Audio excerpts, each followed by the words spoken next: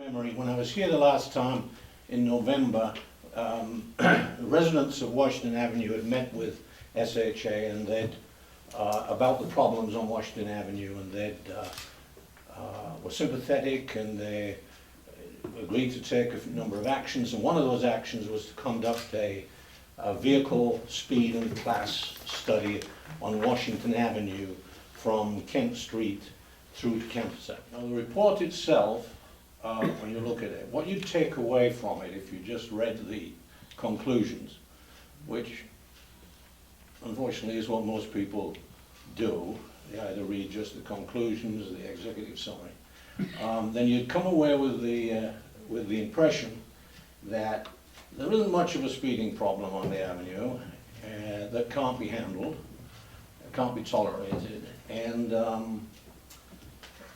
there's only really a very small proportion of trucks that are traveling down that stretch.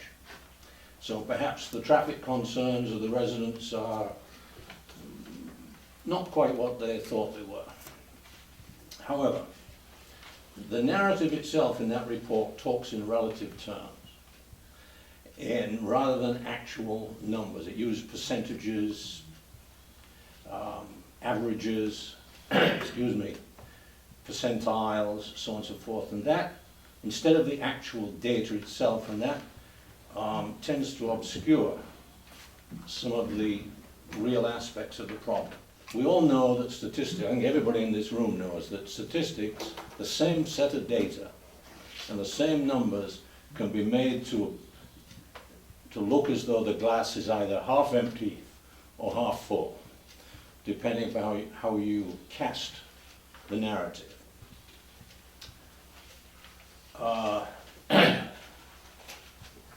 The authors of the report say that there is a small proportion of truck traffic daily. In fact, only 7% they say are heavy trucks.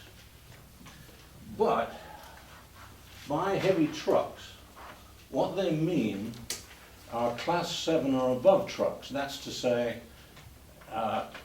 tractor trailers, semis, very, very heavy truck traffic. What's not mentioned is what this 7% actually represents in terms of numbers. Now, the average daily total that they report is 13,800 vehicles. So 7% of that's 966. And most of these are between 6 a.m. and 6 p.m. in the day. That means, like, if you use averages, an average of 80 heavy trucks per hour, give or take, up and down that avenue. That's a lot of extremely heavy trucks. In 2010, It's one a minute. in 2010, the Chester River Bridge feasibility study set the average daily total at 14,000 to 17,000. So that 14,000, that lower end, is pretty much the same as were found in this study. 1,200 trucks a day. That's a lot of heavy trucks. And that's not adding class 5 and 6 vehicles. Class 5 and 6 vehicles are also trucks, but they're single unit trucks, and they have 3 axles and some of them 2. So they still carry heavy loads, but that's not reported. So if you added those in, you've got even more. And the problem is only going to get worse. The study I just mentioned says that by 2030, there's going to be 22,000 vehicles per day on that stretch of Washington Avenue. That's 1,500 heavy trucks, an increase of 60% over what it is today, and that's in 15 years. Now the next question is, where are they going? The studies that I looked at talk about the large proportion of those expressions are misleading. The majority of 51% is a majority, but there's still 49%.